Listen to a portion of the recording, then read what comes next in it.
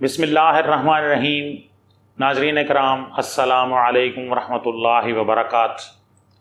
علمی مذاکرہ چینل کے ساتھ میں ہوں آپ کا میزبان افتخار علی گیلانی۔ ناظرین کرام، جیسا کہ آپ کو معلوم ہے کہ میں نے جب سے یہ چینل بنایا تو میں نے ایک ویڈیو آپ کی خدمت میں پیش کی تھی جس میں میں نے اس عزم کا اظہار کیا تھا کہ میں جہاں قرآن مجید فرقان حمید ہمارے لیے رشد و ہدایت ہے، اسی طرح حدیث بھی ہمارے لیے حجت ہے۔ حدیث کے بغیر ہم قرآن کو بھی نہیں سمجھ سکتے، حدیث کے بغیر ہم کوئی بھی عمل صحیح طرح سے پرفارم نہیں کر سکتے۔ تو جیسے قرآن ہمارے لیے ضروری ہے، قرآن ہمارے لیے حجت ہے، اسی طرح حدیث بھی حجت ہے۔ تو میں نے یہ ارادہ کیا تھا، الحمدللہ آج اس ارادے کی تکمیل ہو رہی ہے۔ میں بہت زیادہ شکر گزار ہوں میرے استاذ محترم، میرے محسن، میرے بھائی محترم جناب پروفیسر ڈاکٹر محمد ادریس لودھی صاحب، ڈائریکٹر سیرت چیئر شعبہ علوم اسلامیہ بہاؤالدین زکریا یونیورسٹی ملتان۔ آپ چیئرمین شعبہ علوم اسلامیہ کے عہدے پر بھی فائز رہے۔ آپ کا حدیث کے حوالے سے بہت کام ہے، تخصص ہے حدیث پر، آپ کی کتب بھی موجود ہیں حدیث کے حوالے سے۔ تو میں نے ان سے درخواست کی کہ حدیث کی ایک پلے لسٹ بنانا چاہتا ہوں جس میں احادیث کے حوالے سے جو ہمارے ناظرین کے جو شکوک و شبہات، کچھ اگر کوئی ذہن میں کوئی سوالات ہیں حدیث کے حوالے سے، اگر وہ کچھ جاننا چاہتے ہیں تو وہ ان کی خدمت میں پیش کروں، اور اس کے ساتھ ساتھ احادیث کے حوالے سے جو محدثین ہیں، امام بخاری رحمۃ اللہ علیہ اور دیگر جو محدثین ہیں، ان کا تعارف بھی آپ کی خدمت میں پیش کروں، اور ان کی کتب کا تعارف بھی آپ کی خدمت میں پیش کروں۔ حدیث ہمارے لیے کیوں حجت ہے؟ حدیث کی اہمیت ازرو قرآن، حدیث کی اہمیت ازرو حدیث، حدیث کی اہمیت ازرو محدثین، فقہا اور پھر اہل عقل، اور اس کو ایک سیریز کے طور پر میں چلا رہا ہوں۔ تو اس کے لیے جب میں نے جناب پروفیسر ڈاکٹر محمد ادریس لودھی صاحب سے جب میں نے یہ درخواست کی تو آپ یقین کریں میں بیان نہیں کر سکتا کہ انہوں نے کس طرح مجھے وارملی ویلکم کہا کہ یہ ایک صدقہ جاریہ اور حدیث کے حوالے سے ایک بہت بڑا کام کہ جو اللہ تبارک و تعالیٰ ان سے لے رہے ہیں اور ہم سے لے رہے ہیں، اس میں ہمارا کوئی کمال نہیں ہے، یہ اس کی توفیق ہے۔ تو ہم ہوں نہ ہوں یہ کام باقی رہے گا، اور حدیث کے حوالے سے جو ہمارے بہت سے سوالات ہیں ان کے جواب آپ کو یہاں پر ملیں گے۔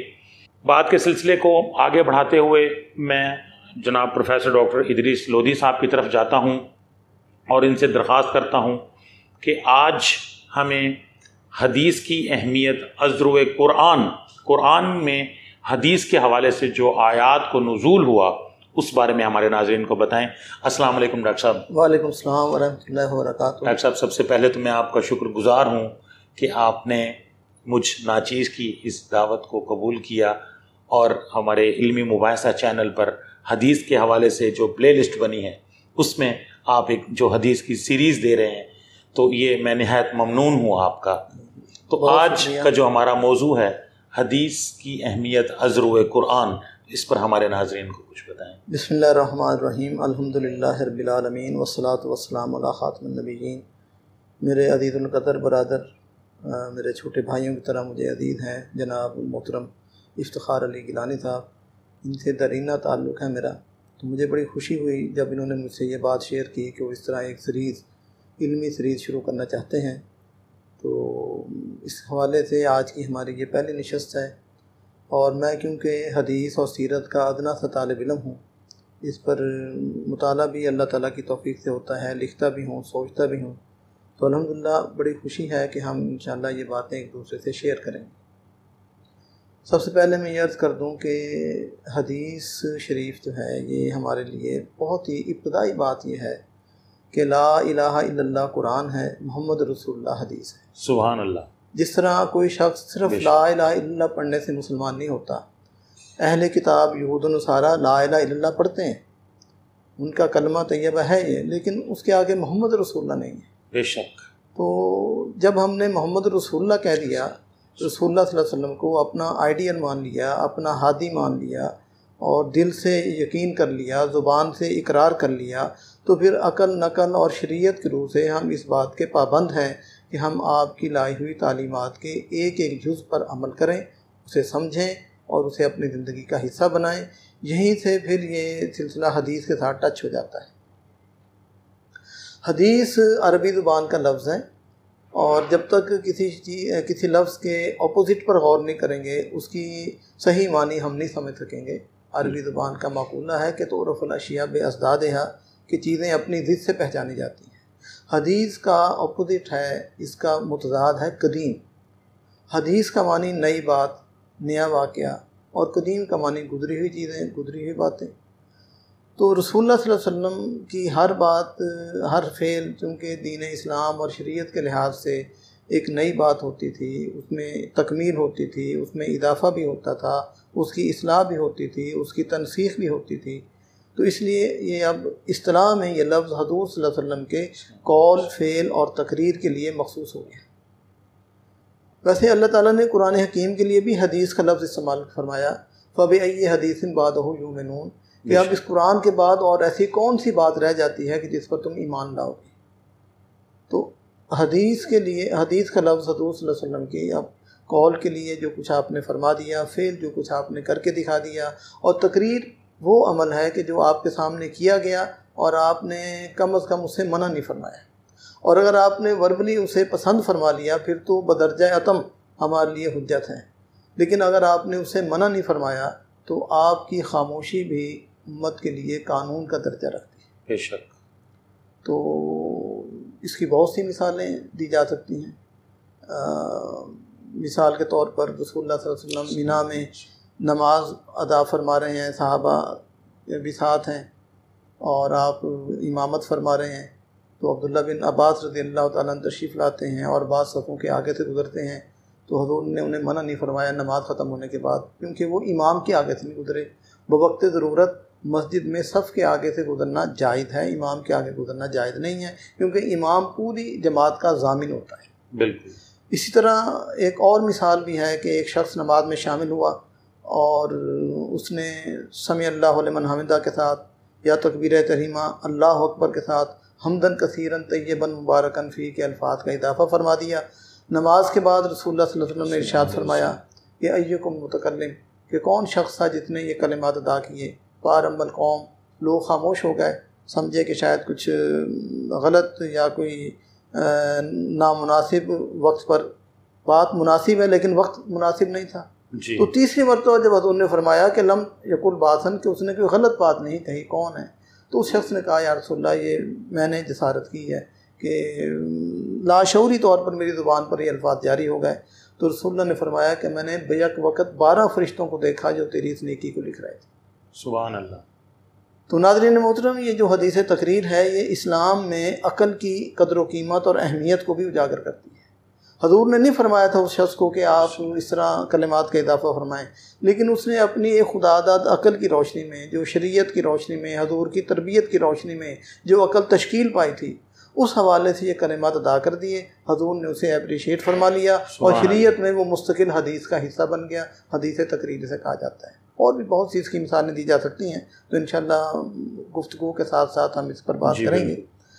تو جہاں تک حدیث کی اہمیت کا تعلق ہے، اس پر کوئی لمبے چوڑے علمی دلائل دینے کے بعد وہ تو موقع پر ہوں گے، لیکن بڑی ہی میں معروضی انداز میں، مختصر انداز میں یہ بات عرض کرنا چاہتا ہوں۔ نمبر 1، حدیث کے بغیر بطور مسلمان ہم پیدا نہیں ہو سکتے، بطور ہندو، سکھ، عیسائی، غیر مسلم ہم پیدا ہو سکتے ہیں۔ دلیل یہ ہے کہ ایز اے مسلم پیدا ہونے کے لیے نکاح اور خاندان کی تشکیل ضروری ہے۔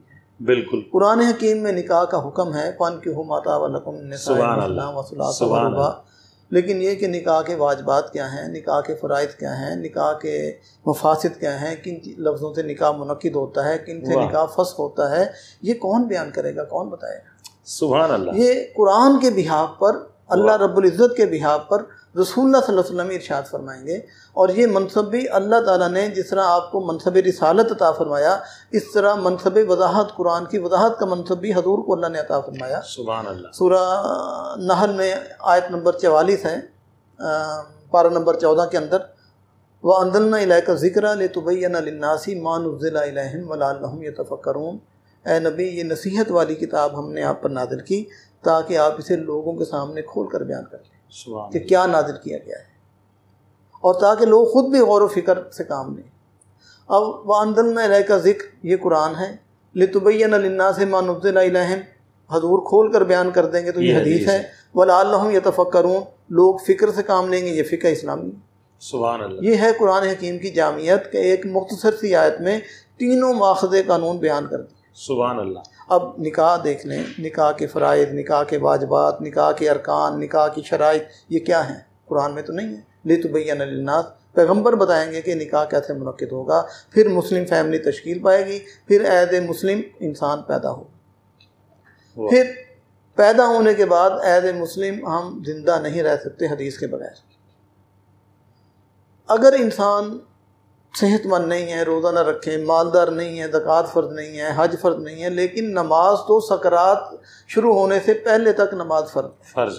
بے شک. سکرات جیسے شروع ہوتی ہیں آدمی کی، اس وقت وہ اب اس دنیا کا فرد نہیں رہتا، اب وہ اگلی دنیا کا فرد بن جاتا ہے، اس کی نماز ختم ہو جاتی ہے. لیکن نماز تو کم از کم غریب پر، بیمار پر، اپاہج پر، ہر مسلمان پر. بے شک. کیسے نماز پڑھیں گے اگر حدیث نہیں ہوگی؟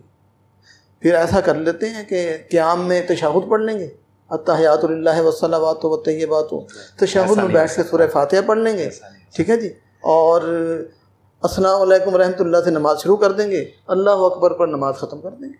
صلو کما رأیتمونی اصلی. نماز اس طرح پڑھو جسے مجھے پڑھتے ہوئے دیکھو. اللہ نے تو نماز پڑھ کے نہیں دکھائی، اللہ تو نماز سے پاک ہے.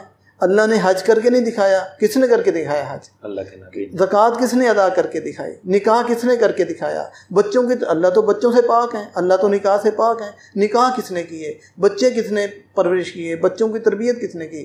یہ کیا ہوا؟ لِتُبَيِّنَ لِلنَّاسِ مَا نُزِّلَ إِلَيْهِمْ، پیغمبر علیہ السلام نے فرمایا.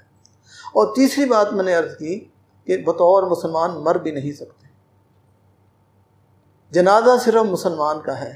پورے قرآن حکیم میں جنازے کی نماز کا کوئی طریقہ، کوئی وقت، تدفین سے پہلے جنازہ ہونا ہے یا تدفین سے پہلے ہوگا، پہلے غسل ہوگا یا پہلے جنازہ ہوگا، میت دائیں رکھیں گے، بائیں رکھیں گے، سامنے رکھیں، پیچھے رکھیں، کیا کریں؟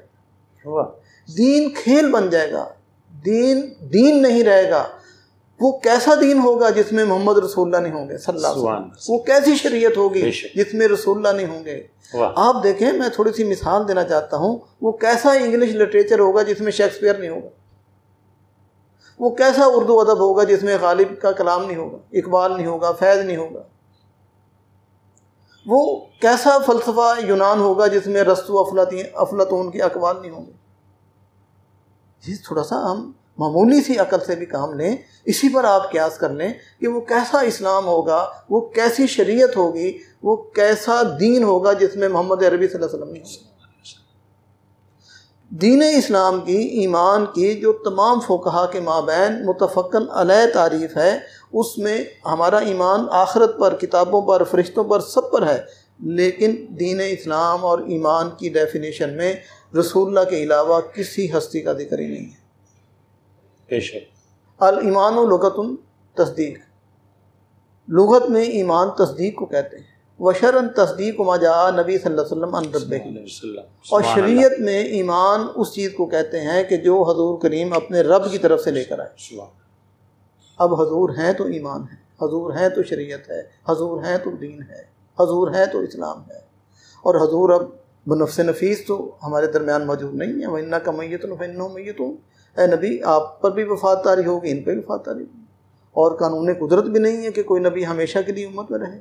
اب آپ کی شریعت، آپ کا قول، آپ کا فعل، آپ کی سیرت، آپ کی سنت، یہ اب ہمارے پاس ایز اٹ از موجود ہے، اسی طرح موجود ہے جس انداز سے رسول اللہ نے امت کے سپرد کیا تھا. بے شک. تو لہذا لا الہ الا اللہ قرآن، محمد رسول اللہ حدیث. البتہ میں آخری بات اپنی پوری گفتگو کو بیلنس کرتے ہوئے یہ عرض کروں گا کہ حدیث صحیح جس قدر دین کی ایمان کی امت کی ضرورت ہے، حدیث موضوع اسی قدر مضر ہے۔ اگر امام بخاری رحمۃ اللہ علیہ کے پاس 6 لاکھ صحیح احادیث تھیں، جن میں سے انہوں نے 4000 سم تھنگ کو سلیکٹ کیا، تو ان کے پاس کوئی 10 لاکھ سے زیادہ من گھڑت احادیث بھی تھیں جو مختلف گمراہ فرقوں نے گھڑ کے حضور کی طرف منسوب کر رکھی تھی۔ اس لیے تو حضور نے فرما دیا تھا کہ من کذب علیہ متعمدا فلیتبوأ مقعدہ من النار، او کما قال صلی اللہ علیہ وسلم، کہ جو شخص جان بوجھ کر میری طرف جھوٹی بات منسوب کرے اسے جہنم میں اپنا ٹھکانہ بنا لینا چاہیے، یعنی جیتے جی اسے اپنا جہنم کا ٹھکانہ بنا لیا اس نے۔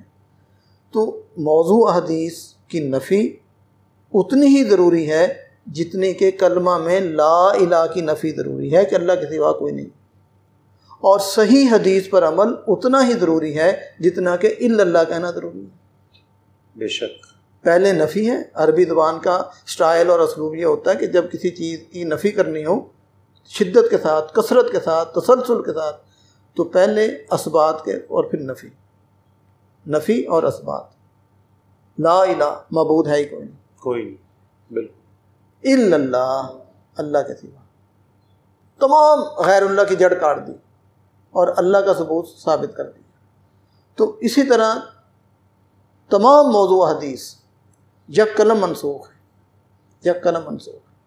البتہ موضوع حدیث جس قدر ایمان اور اسلام کے لیے خطرے کا اور نقصان کا باعث ہیں، صحیح حدیث اتنا ہی ایمان اور اسلام کے لیے تقویت کا باعث ہے۔ بے شک۔ تو قرآن حکیم میں 80 مقامات پر اللہ تعالیٰ نے اپنی اطاعت اور حضور کی اطاعت کا حکم دیا، اور ایک مقام ایسا ہے سورہ نور کی آیت نمبر 56 پارہ نمبر 18 میں کہ اللہ رب العزت نے اپنی اطاعت کا حکم ہی نہیں دیا، حضور کی اطاعت کا حکم دے دیا۔ وَأَقِیمُوا الصَّلَاةَ وَآتُوا الزَّکَاةَ وَآتِیُوا الرَّسُولَ لَعَلَّکُمْ تُرْحَمُونَ، لوگوں نماز قائم کرو، زکوٰۃ ادا کرو، رسول اللہ کی اطاعت کرو تاکہ تم پر رحم کیا جائے۔ اور پھر قرآن کا اسلوب اور سٹائل یہی ہے، یہ نہیں فرمایا کہ جس نے اللہ کی اطاعت کی اس نے رسول کی اطاعت کر لی، پاسبل نہیں ہے، اللہ کی اطاعت پاسبل نہیں ہے رسول کے بغیر۔ فرمایا جس نے رسول کی اطاعت کی اس نے اللہ کی اطاعت کی ہے، وَمَن یُطِعِ الرَّسُولَ فَقَدْ اطاع اللہ۔ جبکہ کلمہ میں رسول اللہ کا نام اللہ کے بعد ہے، ایمان میں رسول اللہ کا نام اللہ کے بعد ہے، اطاعت میں رسول اللہ کا نمبر اللہ سے پہلے ہے۔ سبحان اللہ، واہ، پاسبل نہیں ہے، اللہ کی اطاعت پاسبل نہیں ہے۔ فَاتَّبِعُونِی یُحْبِبْکُمُ اللہ، یہ نہیں کہا کہ کثرت سے نمازیں پڑھو، روزے رکھو، نہیں میں تم سے محبت کروں، نہیں، میرے رسول کی پیروی کرو۔ رسول کی پیروی میں نماز بھی آ گئی، دین بھی آ گیا، ایمان، اسلام، قرآن، شریعت، سب کچھ آ گیا رسول کی پیروی۔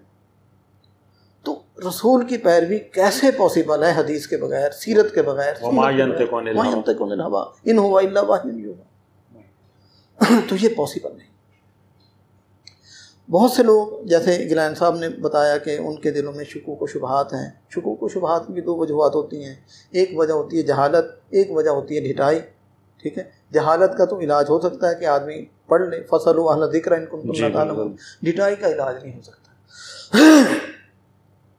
بات یہ ہے کہ اگر ایک شخص، میں نام نہیں لیتا کسی کا، ایک آدمی اے ہے،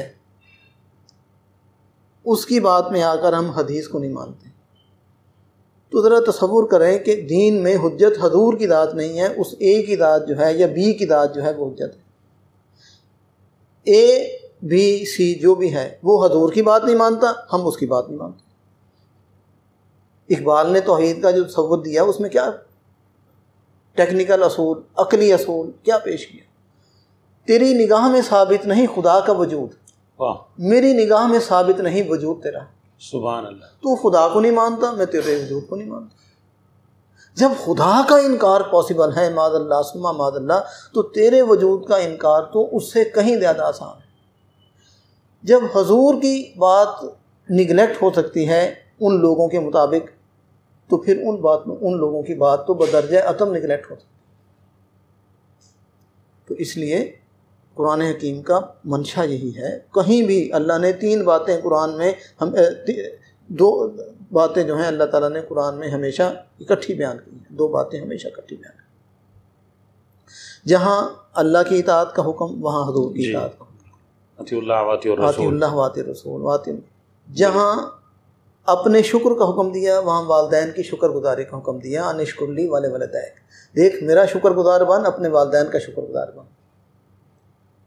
اور جہاں اللہ رب العزت نے اپنی اطاعت کا حکم دیا وہاں رسول اللہ کی اطاعت کا حکم دیا. یعنی والدین کا شکر گزاری، اللہ کی شکر گزاری، اپنی رسول اللہ کی اطاعت اور اللہ کی اطاعت. اور تیسری بات یہ کہ اللہ کریم نے جہاں بھی نماز کا حکم دیا ہے وہاں انفاق کا حکم ضرور دے. واقعی مصلاتا واتو زکاتا، واقعی مصلاتا. تو بات تو میں آخر میں یہ عرض کروں گا کہ بیان میں نقطہ توحید تو آ سکتا ہے، تیرے دماغ میں بت خانہ ہو تو کیا کہیں. عقل سے، شریعت سے، تجربے سے، قرآن سے، حدیث سے، سیرت سے حدیث کی حجیت ثابت ہوتی ہے. لیکن اگر انسان خود ہی نہ سمجھنا چاہے تو پھر اسے دنیا کی کوئی طاقت نہیں سمجھا سکتی. البتہ اتمام حجت ہو سکتا ہے. آخری بات میں یہ عرض کروں گا کہ بعض لوگ موضوع حدیث کی رد میں اتنا انتہا پسندی پہ چلے جاتے ہیں کہ صحیح حدیث بھی رد ہو جاتی ہے. تو موضوع حدیث کی تردید اپنی جگہ عقل اور شریعت کا تقاضا ہے. صحیح حدیث کی ایک ہے تردید، ایک ہے تقلید. دیکھیں نا، اگر آپ جعلی کرنسی کو ختم کرتے کرتے اصلی کرنسی کو بھی بین کر دیں گے تو معیشت تو جام ہوگی، معیشت تو جام سسٹم نہیں چلے گا. آپ 2 نمبر میڈیسن کو ختم کرتے کرتے 1 نمبر کی فیکٹریاں بھی بند کر دیں گے، سسٹم نہیں چلے گا. آپ جعلی ڈگریوں کا علاج یہ کریں کہ اصلی ڈگریاں بھی بین کر دیں. تو میرے محترم سامعین، زبردست، یہ صحیح حدیث، اصلی ڈگری، اصلی میڈیسن، اصلی کرنسی، اور جھوٹی حدیث، موضوع حدیث، جعلی ڈگری، جعلی کرنسی، جعلی میڈیسن. اب دنیا کا چلن، عقل کا تقاضا، علم کا، تحقیق کا تقاضا تو یہی ہے کہ 1 نمبر کو ایکسیپٹ کر لیں، 2 نمبر کو ریجیکٹ کر لیں. یہی معاملہ حدیث کا ہے کہ صحیح حدیث دین کا حصہ ہے اور موضوع حدیث کفر کا حصہ ہے. اس پر انشاءاللہ ہم بات چیت جاری رکھیں گے، موضوع حدیث کی مذمت پر بھی اور صحیح حدیث کی تعریف پر بھی. ہمارے ہاں گفتگو تو بہت اچھی ہوتی ہے، لیکن میں ایک طالب علم کی حیثیت سے عرض کر رہا ہوں کہ ہماری اکثر گفتگو جذبات کی نظر ہو جاتی ہے، ہماری اکثر گفتگو عقیدے کی نظر ہو جاتی ہے، یقین کی طرف نہیں جاتی. عقیدہ ہوتا ہے سامعین ایک موروثی چیز. میں مسلمان ہوں کیونکہ مسلمان کے گھر پیدا ہوا ہوں، میں ہندو کے گھر پیدا ہوتا شاید میں ہندو ہوتا ہوں. تو یقین وہ چیز ہے عقیدے سے بڑھ کر کہ جو دل کے اندر اس طرح پیوست ہو جائے کہ جس طرح دل سے دل کی دھڑکن کو جدا نہیں کیا جا سکتا، اس طرح دل سے یقین کی کیفیت کو جدا نہیں کیا جا سکتا. بے شک. ایک تو یقین، دلیل، اور تیسری بات یہ کہ گفتگو جب بھی ہونی چاہیے متوازن ہونی چاہیے. اب ہم حجیت حدیث میں اتنا آگے چلے جائیں کہ جہاں لفظ حدیث دیکھا وہاں پر سر جھکا دیا. نہیں، حدیث تو موضوع بھی ہے، حدیث تو مقلوب بھی ہو سکتی ہے، حدیث تو مدلس بھی ہو سکتی ہے، ضعیف بھی ہو سکتی ہے، حدیث تو معلل بھی ہو سکتی ہے. بہت سی اقسام ہیں. انشاءاللہ زندگی رہی وقت آنے پر میں ان سب کی وضاحت بھی کروں گا. ٹھیک ہے. تو اصولی بات یہ ہے کہ لا الہ الا اللہ قرآن ہے، محمد رسول اللہ حدیث ہے، اور حدیث کے بغیر بطور مسلمان نہ پیدا ہو سکتے ہیں، نہ زندہ رہ سکتے ہیں، نہ مر سکتے ہیں. ان تینوں کے میں نے دلائل عقل اور قرآن کی روشنی میں بیان کر دیے. اور اللہ تعالیٰ سے دعا ہے کہ فَإِنَّكَ لَا تَهْدِي مَنْ أَحْبَبْتَ وَلَكِنَّ اللَّهَ يَهْدِي مَن يَشَاءُ. ہدایت اللہ کے قانون قدرت میں ہے اور اللہ ہدایت ان لوگوں کو عطا کرتے ہیں جن کے اندر ہدایت کی طلب. دیکھیں، ایک پیشنٹ ڈاکٹر کے پاس آیا ہی نہیں، اس کا علاج کیسے ہو؟ بعض لوگوں کو اس سے بھی بڑی الرجی ہوتی ہے کہ یہ اللہ کے ہاتھ میں ہدایت ہے، یہ آدمی ہدایت سے محروم رہ گیا، اس کا کیا قصور ہے؟ بھئی وہ ہدایت کے لیے آیا ہی نہیں. پیشنٹ نہیں آیا ڈاکٹر کے پاس، کلائنٹ نہیں آیا وکیل کے پاس، اسٹوڈنٹ نہیں آیا ٹیچر کے پاس. کیسے کام آگے بڑھے گا؟ چلیں، والذین جاہدوا فینا لنہدینہم سبلنا. جو چل کر آتے ہیں پھر ہم آگے بڑھ کے ان کا ہاتھ پکڑتے ہیں. سبحان اللہ. کہ آپ آئیں، کوشش کریں، اور دماغ کو ہر قسم کے جو ہے وہ نظریات، تصورات سے پاک کر کے غیر جانبدار ہو کے سوچیں کہ عقل سے، ایمان سے، تاریخ سے، کسی بھی حوالے سے دیکھ لیں. حدیث کی جو اہمیت ہے، صحیح حدیث کی جو اہمیت ہے، وہ اتنے ہی لازم اور کلیئر ہے جتنا کہ محمد رسول اللہ کہنا کلیئر ہے. سبحان اللہ. میں شکر گزار ہوں اپنے بھائی افتخار علی گیلانی صاحب کا. تو میں آپ تمام سامعین کو گواہ بنا کے اپنے بھائی سے دیکھیں آج کل جو صورتحال ہے اولاد ماں باپ بن گئی ہے, ماں باپ اولاد بن گئے ہیں. یہ میرا چھوٹا بھائی ہے, اس کا میرا خون ایک نہیں ہے, اس کا میرا دل ایک ہے, ذہن ایک ہے. میں بڑے بھائی ہونے کی حیثیت سے اسے میں کہوں گا کہ میرے پیارے بھائی جتنی اللہ نے آپ کو صلاحیت دی ہے, موقع دیا نا جی, پی ایچ ڈی ضرور کرو. انہوں نے ایم فل کیا, ماسٹر بھی کیا, اپنی صلاحیتوں کا لوہا منوایا. ٹھیک ہے, آپ یوں سمجھ کے پی ایچ ڈی کر لیں کہ پی ایچ ڈی آپ کی ضرورت نہیں ہے, پی ایچ ڈی کو آپ کی ضرورت ہے. یہ ہمارے ڈپارٹمنٹ کا ایک بہت ہی نامور اور بہت ہی ایک قابل قدر فرد ہے ہمارے ڈپارٹمنٹ کا. بہت شکریہ. ان کے ساتھ میں نے کہا نا کہ میں یہ کوئی خونی رشتہ یا کوئی خاندانی رشتہ نہیں ہے, میں لودھی ہوں, یہ سید ہے, لیکن ایک انسانی اور ایک علمی, ایک ذہنی, ٹھیک ہے, یہ ایسے رشتے ہیں کہ بعض اوقات یہ رشتے خونی رشتوں پر بھی غالب آ جاتے ہیں. تو میں جہاں ان کے لیے دعا گو ہوں وہاں میں انہیں بھائی ہونے کی حیثیت سے بھی کہوں گا کہ بھائی آپ as soon as possible P H D کر لیں, اپنی صلاحیتوں کو آپ آتھورائز ہو جائیں گے. پی ایچ ڈی کرنے کے بعد انشاءاللہ علمی گفتگو کرنے کے آپ آتھورائز ہو جائیں گے. ٹھیک ہے, بہت دعائیں آپ. بہت شکریہ. بہت شکریہ. ناظرین اکرام, میں پروفیسر ڈاکٹر ادریس لودھی صاحب کا, جو میرے محسن بھی ہیں, میرے بھائی بھی ہیں, انشاءاللہ جو ان کے جو حکم ہے انشاءاللہ اس کی تکمیل کرنے کی کوشش کرتے ہیں. اور حدیث کے حوالے سے انہوں نے بہت عمدہ انداز میں آج اہمیت حدیث کو اجاگر کیا, اس کی بہت اچھے انداز میں وضاحت کی, اور یہ واقعی یہ لائق تحسین ہے. جو میں چاہتا تھا جس طرح سے, تو انہوں نے ماشاءاللہ اسی انداز میں, مجھے اندازہ تھا اور مجھے پتہ تھا کہ یہ کام ڈاکٹر ادریس لودھی صاحب ہی بآسن سر انجام دے سکتے ہیں. تو ان کی بہت مہربانی. انشاءاللہ نیکسٹ ویڈیو میں آپ کی خدمت میں اہمیت حدیث, عذر حدیث, آپ نبی کریم صلی اللہ علیہ وآلہ وسلم نے اہمیت حدیث پر بے شمار ارشادات فرمائے ہیں, تو وہ آپ کی خدمت میں پروفیسر ڈاکٹر محمد ادریس لودھی صاحب, ڈائریکٹر سیرت چیئر شعبہ علوم اسلامیہ بہاؤالدین زکریا یونیورسٹی ملتان, آپ کی خدمت میں پیش کریں گے. اسی کے ساتھ اپنے میزبان افتخار علی گیلانی کو اجازت دیجیے. اللہ حافظ.